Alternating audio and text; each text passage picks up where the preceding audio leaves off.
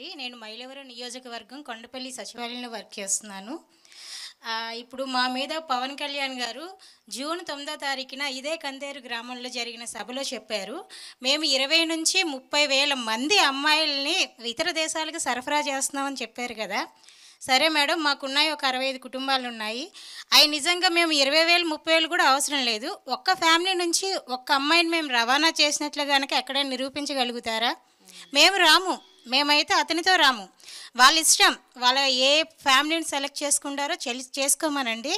So అక్కడికి వెళ్ళి వాళ్ళ ఇంట్లో అమ్మాయి డేటా మేము అడిగామా, వాళ్ళ అమ్మాయికి పెళ్ళయిందా లేదా అని అడిగామా?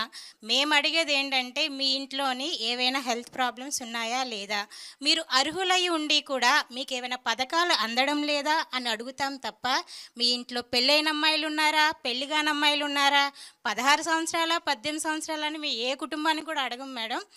ఇకపోతే చంద్రబాబు నాయుడు గారు మేము గోనె సంచులు మోస్తున్నామని కూడా మా మీద చెప్పారు. సరే, మేము గోనె సంచులు మోసాం, అవి ఎక్కడి నుంచి వచ్చాయి మేడం? గతంలో చంద్రబాబు నాయుడు గారు జన్మభూమి కమిటీలు పెట్టారు కదా, మరి అక్కడ ప్రజల ప్రాబ్లమ్స్ అన్నీ నింపబట్టే కదా ఆ గోను సంచులు నిండిపోయాయి. అక్కడ ఆ సంచులే కదా 2,62,000 మంది వాలంటీర్లు మేము ఇప్పుడు మోస్తున్నాం కదా.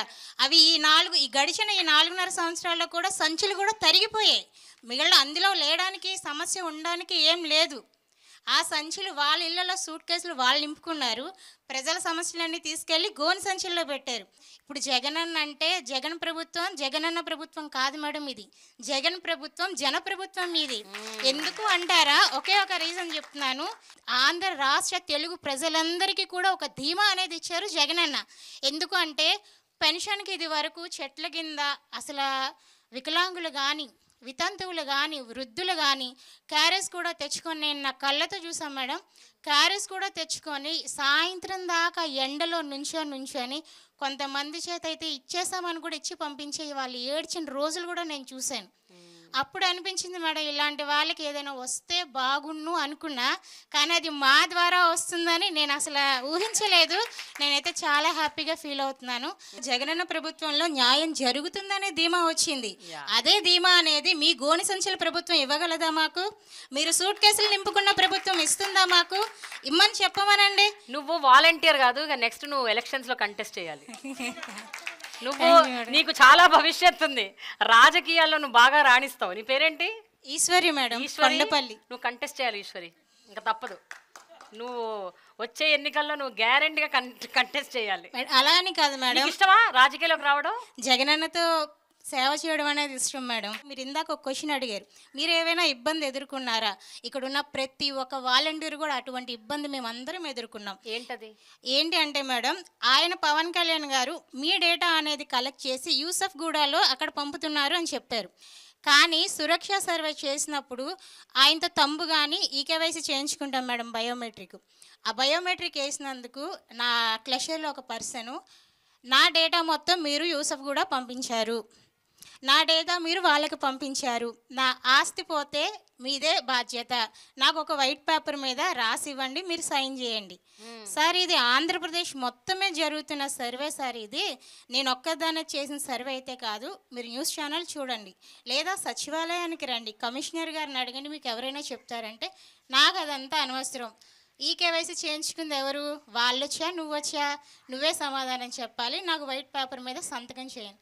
సార్, సంతకం అంటే చేస్తాను, సరే, కానీ అక్కడ మ్యాటర్ ఏమని రాస్తారో చెప్పండి, నేను చేస్తాను. మ్యాటర్ నేను రాయను.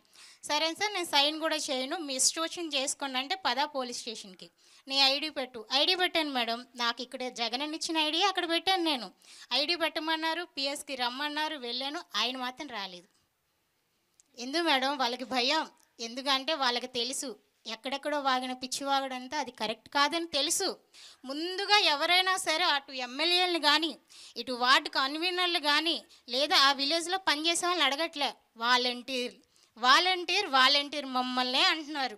ఎందుకు మేడం? ఎందుకంటే వాళ్ళకి కూడా తెలుసు మా ద్వారా మాత్రమే అవుతున్నాయని, మా ద్వారా మాత్రమే మేము ఉన్నామని, మేమే ఏదైనా చేయగలమని. సాధారణంగా అయితే గవర్నమెంట్ స్కూల్లో ఫీజులు అవసరం లేదు, వాళ్ళకి ఫ్రీగానే ఉంటుంది. ప్రైవేట్ స్కూల్లో మాలాంటి వాళ్ళు చదివించుకునే వాళ్ళకి మాకు కావాలి అమ్మఒడి. కానీ అక్కడ జగనన్న ఎక్కడ తారతమ్యాలు చూపించలేదు మేడం, ఇద్దరికీ సమానంగా అమ్మఒడి వేశారు. మరి దానికి ఏమంటారు మేడం? అప్పుడు నోరు లేవలేదా మేడం వాళ్ళకి? మీరు ఫస్ట్ ఒక క్వశ్చన్ అడిగారు, ఈ కార్యక్రమం స్టార్ట్ అయ్యింది కరోనా టైం, మరి అప్పుడు ఎక్కడ దాగున్నారు మేడం వీళ్ళంతా? మీరు అడిగారు ఒక క్వశ్చన్, అమ్మ మరి మీరు ఇబ్బంది పడలేదా మీ ఫ్యామిలీ వాళ్ళు? 65 కుటుంబాలు సంతోషంగా ఉన్నప్పుడు నా ఒక్క కుటుంబం నాకు ఎందుకు మేడం? 65 కుటుంబాలు ఆనందం చూస్తున్నాం కదా మేడం, ఇది కదా మనకు కావాల్సిన ప్రభుత్వం. వెరీ గుడ్ ఈశ్వరి, అసలు వెరీ గుడ్. మనసుని నిజంగా ఇమోషన్ కి గురి చేసే అంశాలు ఎన్నో చెప్తున్నారు మీరు.